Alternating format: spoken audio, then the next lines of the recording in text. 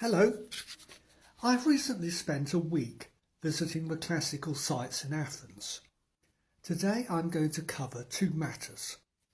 Firstly, a short history of Athens, and secondly, the most famous classical sites. In future talks, I'll be discussing these individual sites in greater detail. Let me start by giving a brief potted history. Firstly, what I'm going to call pre-classical. The Acropolis Hill in the centre of modern Athens was probably first populated about 5,000 years ago. Athens itself developed as a city in the second millennium BC. It was during this period that Theseus went off to Crete to fight the Minotaur, later returning to become Athens' king. It was really from the 6th and the 5th centuries BC onwards that Athens' classical period began, as it developed into a major power and became a centre of cultural life. Democracy began to take fruit, magnificent temples were built, and important philosophers such as Socrates, Plato and Aristotle came to prominence. This period was very much the birth of Western civilization. In the 2nd century BC, the Romans took over, as they were doing so in much of Europe. However, the Romans admired much of Greek culture and contributed in many ways to Athenian life. By the end of the 4th century AD, the Roman Empire had split into two, and Greece fell to the east, becoming part of the Byzantine Empire.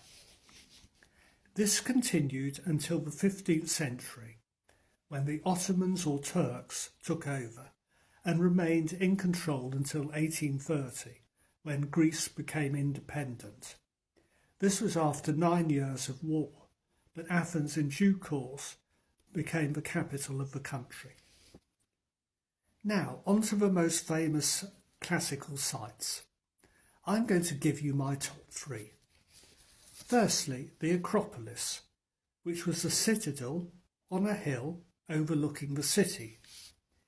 It housed many temples, particularly to Athene, the patron goddess of Athens, the most important building of which being the Parthenon. The Acropolis Museum, which is at the foot of the hill, now houses many of the statues and the marbles from the original temples. Secondly, the Agora, the ancient marketplace of Athens, which was the centre of civic life.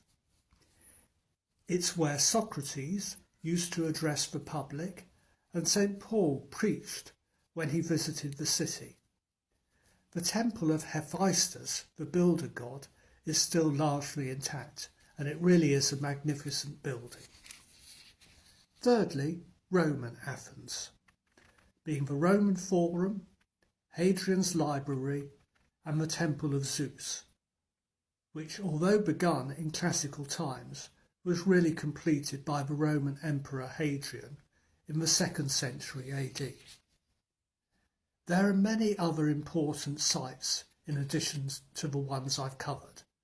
There are also lots of museums, of which the National Archaeological, the Museum of Cycladic Art and the Benaki Museum should all probably be visited. So that's a brief introduction to classical Athens. My next talk will involve looking at the Acropolis in greater detail. Thank you.